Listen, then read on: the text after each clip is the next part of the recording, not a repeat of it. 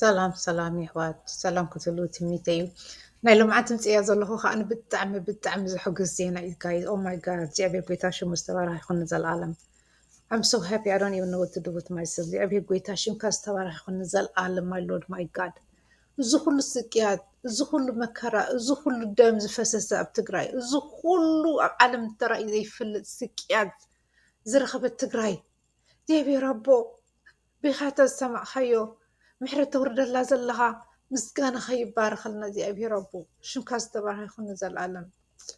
my sweet Jesus thank you so much thank you Lord እግዚአብሔር ጎይታ ሽምካ ዝተባረኸ ይኹን ንዘለኣለም ሕጂ ኣሕዋትና እዚ ናይ ትግራይ ዝጋጠማ ሽግር ኣብ ዓለም ዘይተረኣየ እዚ ኩሉ ሽግር ተሰኪማ ንሱ ከዓ ጎይታ ስለ ዘፍቅራ እዩ ጎይታ ፍቅሩ ኣለዎ ብትግራይ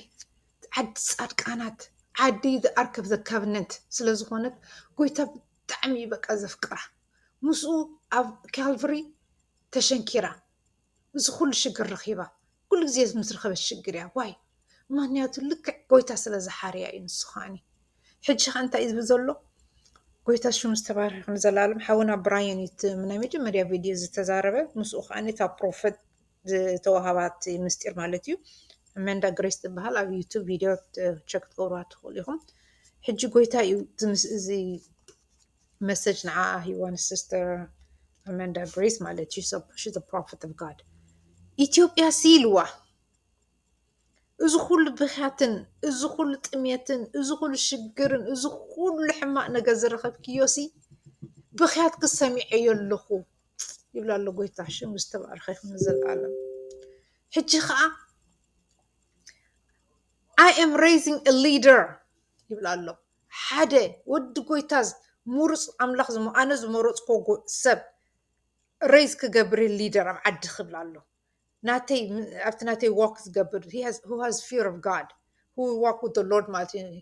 righteous ዝኾነ ሊደር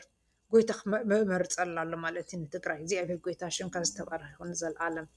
ምስኡ ኸ እቲ ኮራፕሽን እቲ ኩሉ ሕማቅ ነገር ዝተኻየደ ኣብ ዓድኺ ኩሉ ኤክስፖዝ ክገብሩ ይብላ ኣሎ እቲ ኮራፕሽን ከዓ is deeper than what we think guys is deeper than what we think ኣብ ኢሳያስን ኣብ ኣብን ጥራሕ ኣይኮነን ደው ዝብል እቲ ኮራፕሽን ኣብቲ ሃየር ፒራሚድ እንድሕር ከይድና ኣብቶም ሊደራት ላዕሊ ዘለዉ ተከባል ይበሃሉ the deep state the illuminati all kind of name ዘለዎም ንሳቶም ሂድን እዮም በቃ ንሳቶም እዮም ኩሉ ነገር ዘካይድዎ ናታቶም ፓፐት ኮፍ ኣቢሎም በዓል ባይደን ኣድሚኒስትሬሽን በዓል ዩኤን ፈተውትን ኣይኮናን ጋይዝ ፈተውቲ ትግራይ ኣይኮናን ንሳተን እየን ፋንድ ዝገብሮ ነይረን እዚ ኩሉ ጆኖሳይድ ዝካይድ ዘሎ እቲ ኩሉ ሕማቅ ነገር ዝካይድ ዝነበረ ኣብቲ ናይ ካልእ ቪድዮታት ክመል መንሽን ገይረ ነይረ ሕጂ እዚ ኩሉ ነገር ኮራፕሽን ብሙሉእ ጎይታ ከውፅእ ኩሉ ነገር ኤክስፖዝ ክገብረት እቶም ቀንዲ መሰረት መን እዮም ካበይ ምስ ገዓበዮም እቶም ፓፐት ከይተረፈ I will cut them down I will cut them loose በቃ መወዳእቶም ክንሪኦ ኢና ናይ በዓል ኢሳያስ ናይ በዓል ኣብየ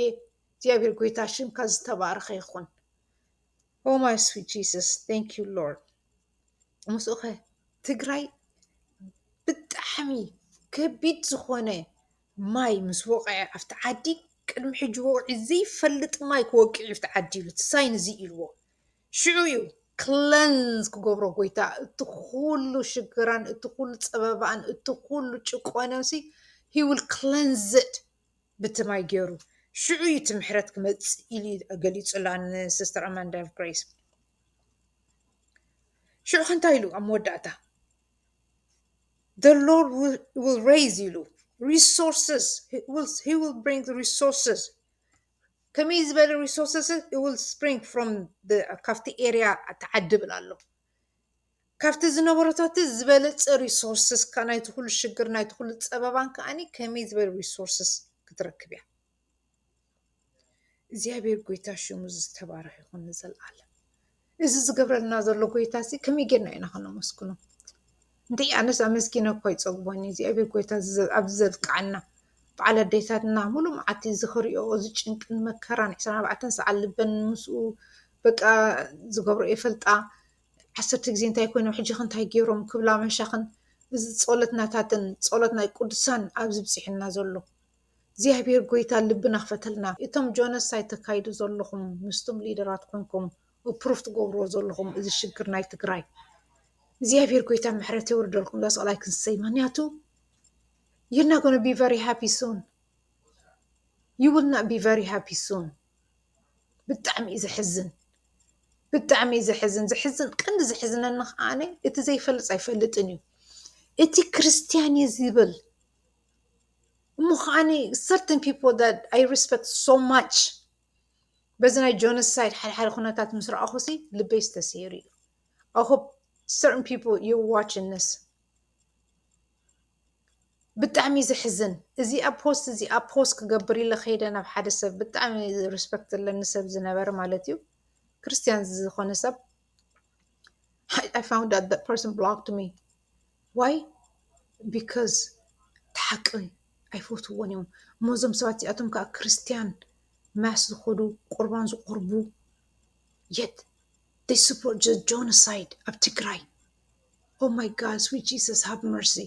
have mercy on these souls that's all I can say have mercy on them